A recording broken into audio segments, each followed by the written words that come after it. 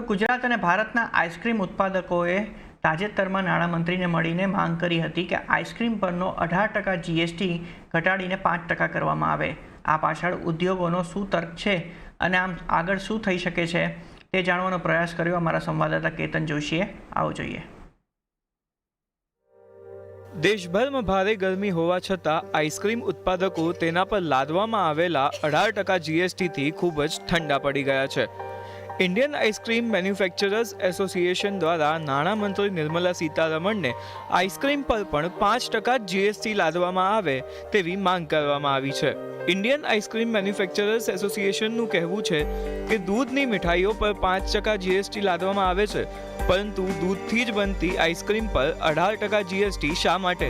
આવો પ્રશ્ન Indian ice cream manufacturers association દ્વારા કરવામાં આવ્યો છે, કારણ કે આઈસ્ક્રીમમાં ખાંડનું પ્રમાણ 15% હોય છે, પરંતુ મીઠાઈઓમાં ખાંડનું પ્રમાણ 45% જેટલું હોય છે।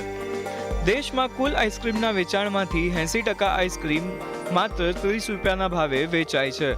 દેશમાં આઈસ્ક્રીમનું વાર્ષિક વેચાણ ₹37,500 કરોડનું છે। આઈસ્ક્રીમના વેચાણમાં વધારો થવાથી પશુપાલકોને દૂધના સારા ભાવ મળશે। આ ઇન્ડસ્ટ્રીમાં હાલ 30 લાખ લોકો રોજગાર મેળવે છે અને તેમાં મોટો વધારો થઈ શકે છે। 60% આઈસ્ક્રીમ ખાનારાઓ સામાન્ય પરિવારમાંથી આવે છે। જો જીએસટી ઘટાડવામાં આવે તો દર વર્ષે આ ઉદ્યોગમાં મોટું રોકાણ આવી શકે તેમ છે, એમ ઇન્ડિયન આઈસ્ક્રીમ મેન્યુફેક્ચરર્સ એસોસિએશનનું માનવું છે। अगर सरकार 18% થી 5% जीएसटी करती હોય આના ઉપર તો સ્મોલ સ્કેલ ઇન્ડસ્ટ્રી અને મધ્યમ ઇન્ડસ્ટ્રી બધા આનો લાભ ઉઠાવી શકે અને હર વર્ષે 1000 થી 1500 કરોડનું નવું ઇન્વેસ્ટમેન્ટ આવવાની એવી ઉમ્મીદ રાખું છું ને એમ્પ્લોયમેન્ટ બી ઘણી વધવાની સંભાવના છે। ભારતમાં દરેક વ્યક્તિ દર વર્ષે 1 લીટર કરતાં પણ ઓછી આઈસ્ક્રીમ ખાય છે, જ્યારે વિશ્વમાં દરેક વ્યક્તિ દર વર્ષે 2.5 લીટર જેટલી આઈસ્ક્રીમ ખાય છે। આઈસ્ક્રીમ પર અમેરિકામાં 0%, યુએઈ, ઓમાન અને કતારમાં 5%, જર્મની, થાઈલેન્ડ અને નાઇજીરિયામાં 7% જ ટેક્સ લગાવવામાં આવે છે। મોટા આઈસ્ક્રીમ ઉત્પાદકો રોકાણ તો કરે છે, પણ જો જીએસટી ઓછો હોત તો તેઓ ગામડામાં કોલ્ડ ચેન વિકસાવી અને વધુ રોકાણ કરવામાં સક્ષમ હોત। આ વર્ષે છે ને કંપનીએ અરાઉન્ડ 40 કરોડ રૂપિયાનું ઇન્વેસ્ટમેન્ટ કરેલું છે માર્કેટની જે ડિમાન્ડ છે એને ફૂલફિલ કરવા માટે, સાથે સાથે જે સપ્લાય ચેન છે એને રોબસ્ટ કરવા માટે।